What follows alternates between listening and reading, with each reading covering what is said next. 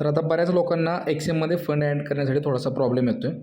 मी तुम्हाला सांगतो तर प्रॉब्लेम असा काही मोठा नाही आहे.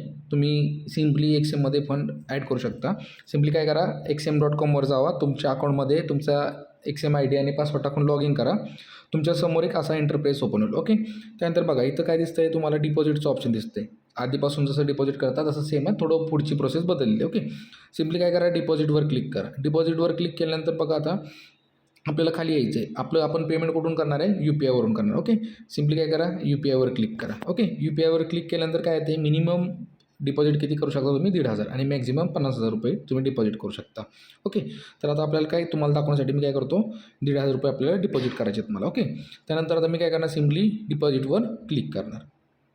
आता फक्त इथं काय झालं आहे, कन्फर्म करण्यासाठी आलं की तुम्हाला 1,500 रुपये ह्याच अकाउंटमध्ये म्हणजे ह्याच XM ID तुम्हाला ॲड करायचे आहेत का, तर आपण कन्फर्म करायचं. आपली ID चेक करून घ्यायची, बरोबर आहे, कन्फर्म करून टाकायचं. ओके, त्यानंतर बघा आता थोडंसं वेगळं आहे, ते इंटरफेस थोडंसं काय झालेलं आहे, वेगळं आलेलं आहे.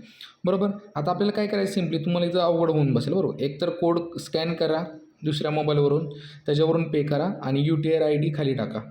हा जो नंबर आहे इथं खाली बँक रेफरन्स नंबर आहे, तिथं UTR ID तुमचा टाकायचा आहे. जर ते नसेल, तुमच्याकडे एकच मोबाईल असेल तर काय करा, सिम्पली हा मी UPI ॲड्रेस इथनं काय करणार आहे, कॉपी करणार. ओके, आता ही कॉपी झाला.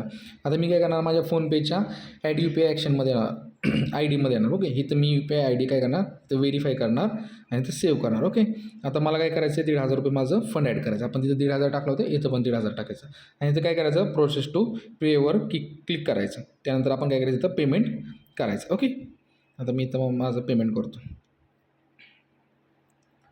बघा आता पेमेंट डन झालेलं आहे सक्सेसफुली.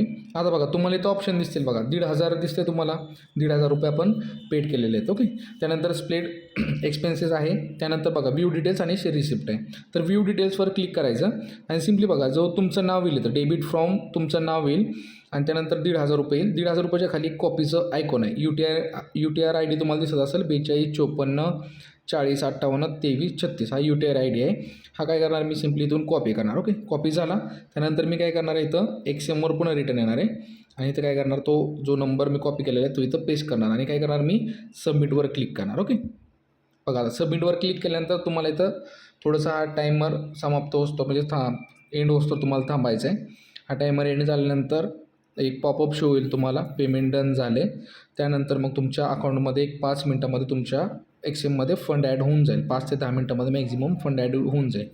तरी पण काही इश्यू आला तरी मला मेसेज करा. सेम Google पे, Paytmला वगैरे सगळीकडे UTR ID येतो. तो UTR ID काय करायचा, सेम टाकायचा इथं, फक्त बाकी काय नाही करायचं.